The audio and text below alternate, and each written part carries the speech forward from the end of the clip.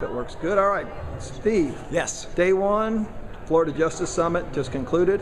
What are your thoughts? Day one was a great success. We had a lot of people here. We had people from a lot of different places, Texas, California, other places, but also people with different backgrounds. So we had law enforcement here, we had service providers here, we had prison guards here. It was just fabulous, and the speakers were terrific. They told stories about experiences in other places that we could use directly. It was okay to talk about justice reform and not sound like you were soft on crime or hard on crime or all of these less important characteristics we tend to throw around at each other, but we could actually talk about how we could be smarter on crime, where we could keep our communities safer and at the same time better spend taxpayer dollars. So I think it was a very, very good day. What did you learn new today?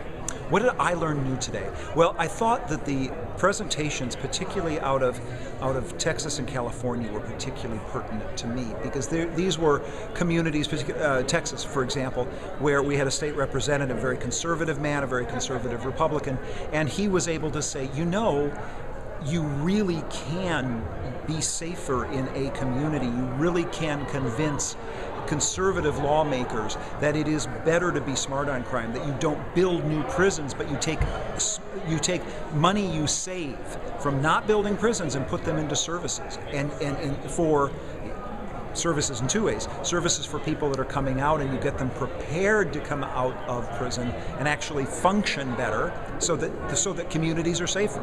If you take somebody who has a drug addiction and you put him in jail and you don't deal with the drug addiction, when he gets out, and he will get out, 95% of the people get out, that drug addiction hasn't gone away.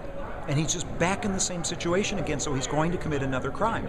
And this cycle has got to stop. And that's what we were hearing all day today, but particularly from the Texas representative, who's not an expert on justice issues. He's an engineer, but was asked to play a leadership role in the Texas House. And he said, I just looked at the numbers. I just looked at what works. And I was able to lead quite a significant reform effort.